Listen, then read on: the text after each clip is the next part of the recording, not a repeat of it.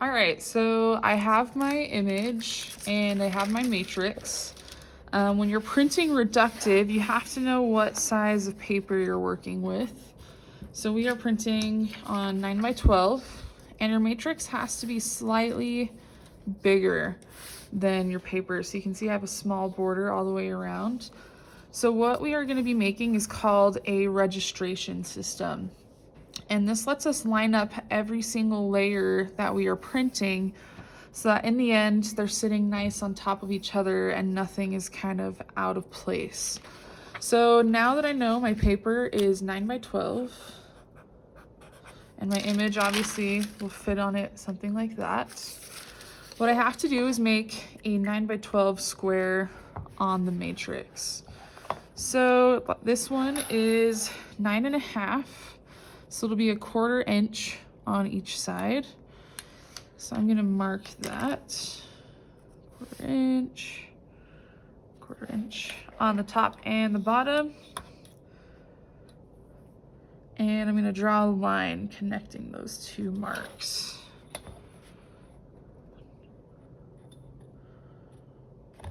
And you wanna be as precise as possible because the better you are at your registration, the more lined up your print is going to be in the end.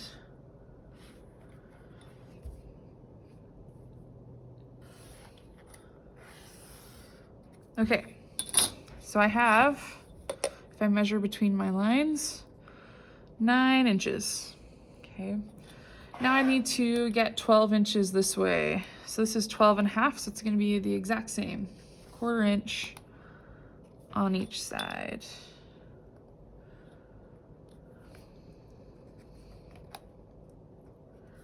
And you probably want to do this in pencil first in case you mess up. I'm pretty good with my measurements, so I'm just going to doing it in Sharpie so you can see it. But I would definitely do it in pencil so you can double check before you commit to permanent marker. Okay, so I have a 1/4 inch border all the way around my matrix. Nice way to check that it's correct is your paper should fit approximately right in that square, which mine does. Okay. The next thing you need to do is make your registration marks. So these are marks that are going to be the exact same on your paper as they are on the matrix. Okay. And our marks, we are going to be doing 2 on the top, 2 on the left side, 1 on the right side, and 1 on the bottom. So now I'm going to make those marks. I'm going to make sure my paper is secure in place. I'm going to draw those marks exactly where they are on the paper, on the matrix.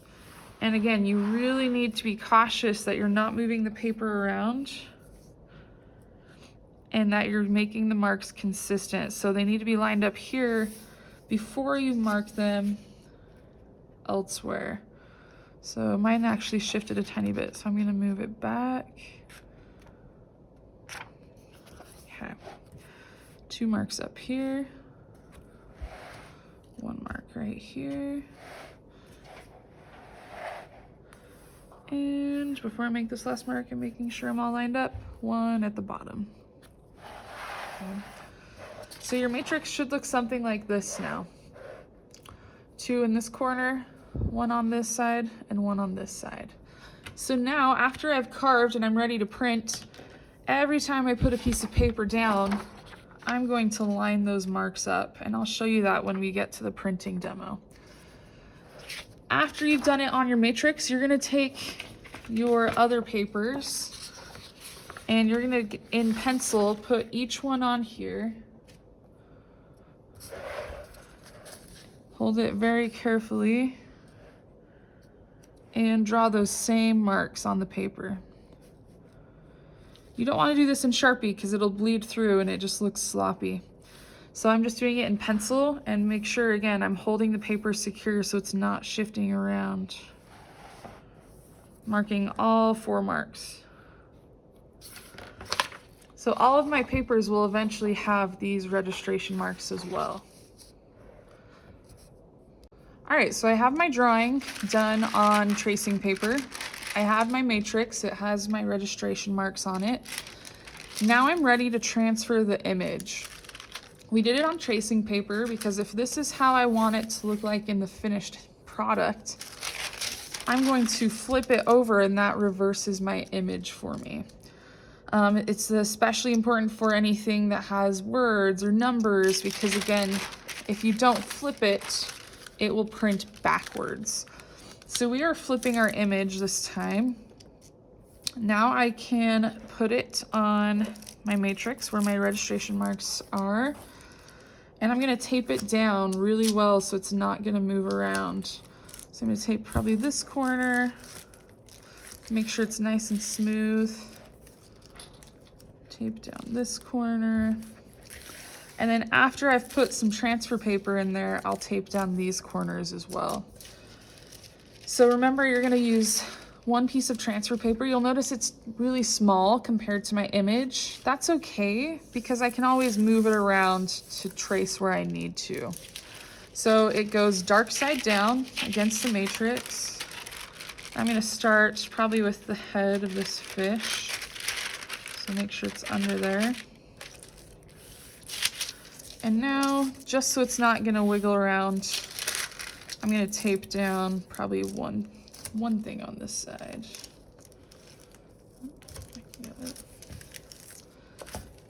So my image isn't gonna move around on me. Now I can go through with pen or pencil and trace my line work, really similar to how we did on the self-portrait.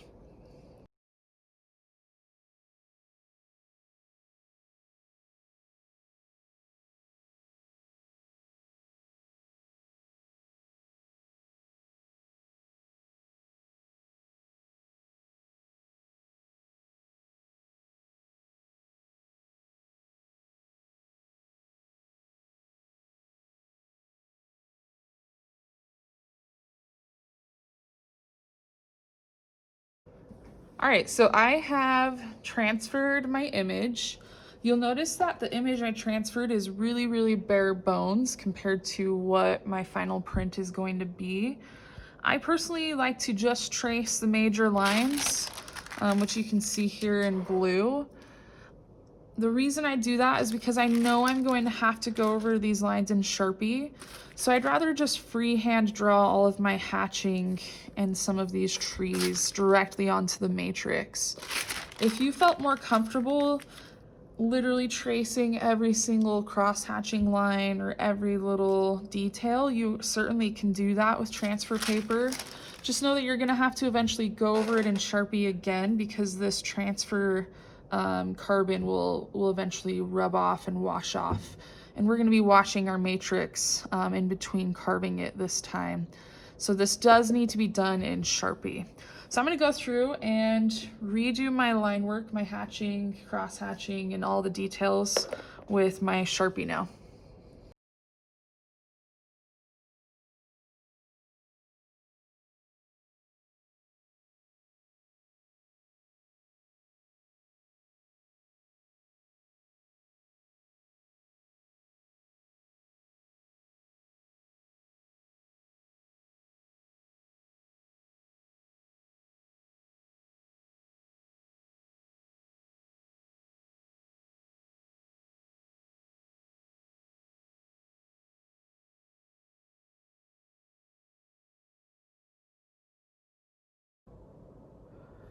All right, so I have my image transferred in Sharpie.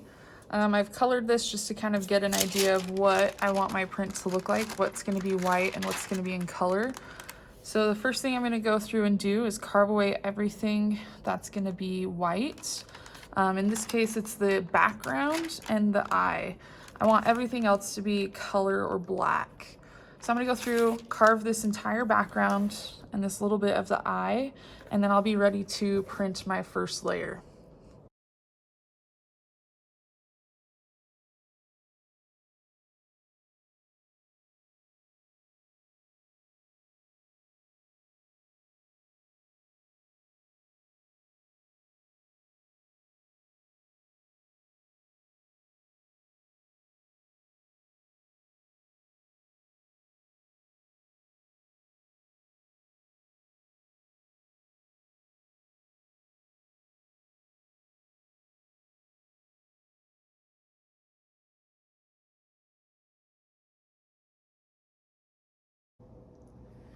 All right, so I have my matrix. It's been inked up. It's a split fountain from yellow to orange. I did not carve out this area because I didn't ink it up, although it is kind of causing me some problems. It gets kind of dirty and then my paper gets dirty. So next time I would just carve this entire background out white. I also have my paper. It has my registration marks already drawn on in pencil. So now I'm ready to put the paper onto the matrix. You have to be kind of careful with this step. You need to line it up perfect every single time you print a color, or else the colors won't sit in the correct spot. So if you get lazy or kind of sloppy with your registration, your prints aren't gonna line up in the end. So I'm gonna start with the corner with 4, and I'm holding the other side up with my hand. I'm putting the corner with 4 on first. And once those marks are lined up, I'm gonna hold it down. And I haven't laid the rest of the paper down yet because I don't want the ink to smudge. I'm gonna line up the left side, so by my thumb over here. And then I'm just gonna double check that the top one's lined up, and it is. If these 4 are lined up and this one's lined up, then your top one should usually be lined up as well. I kind of pat down the paper so it sticks to the ink.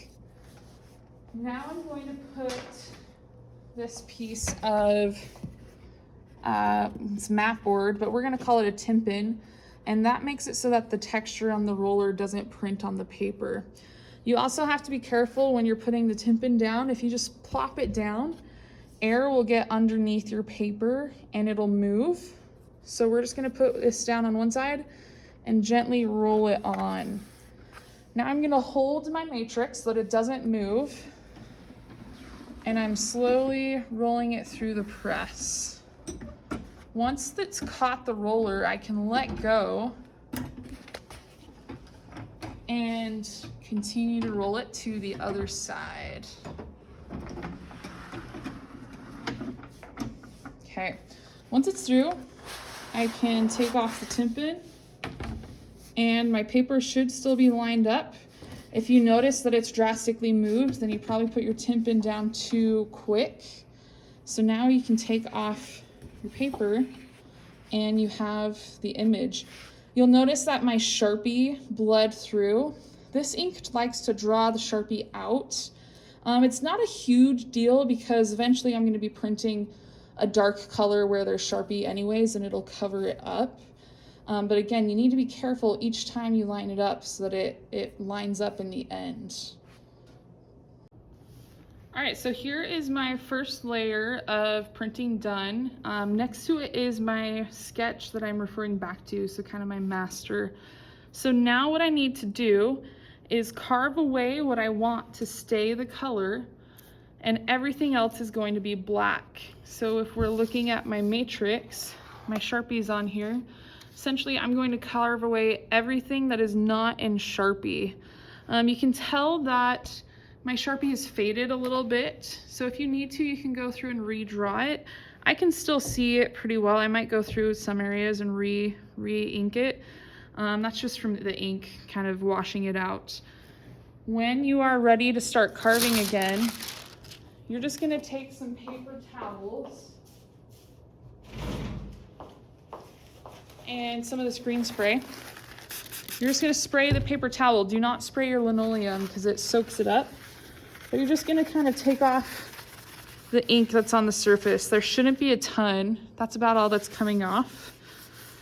And that way you're not gonna get covered with ink as you carve away this next layer. So I'm gonna go through and using my gouges, carve away everything that's not in Sharpie. All right, so I have a few things here. I have all of my prints that only have the first layer. So there's about 15 there. Remember, you have to print all of your first layer at once before you move on to carve, because you can never go back and print that again.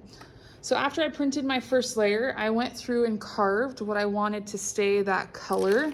So if this is my original sketch, I carved out everything that I want to stay orange and yellow. And everything that remains is going to print my dark color, so my last layer. We call this the key line or the key block. Usually it's straight black, but for this I'm gonna do another split fountain and go from kind of this blue-gray to this warm brown, okay? So I'm gonna ink that up and then we'll take it over to the press and print it. All right, so my matrix is inked up.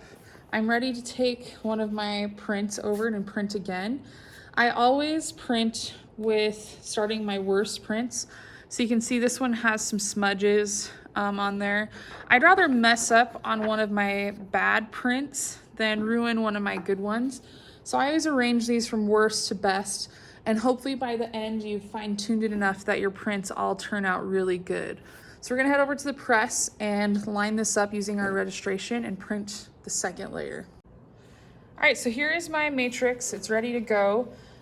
This is the part where your registration becomes really important. So hopefully you were careful when you lined up your first layer, because now you're gonna line it up again and try to get it to match exact. So again, I'm gonna start with this corner with the 4 marks. I'm holding this up so it doesn't drag ink across the surface. So I'm gonna line those up. Line up my right-hand side and double check that this one's close. Yep. So now I'm just gonna kind of put it down so it's not gonna shift. Timpin goes on top. You're gonna hold it down until the roller catches it, in which case you can let go and run it through.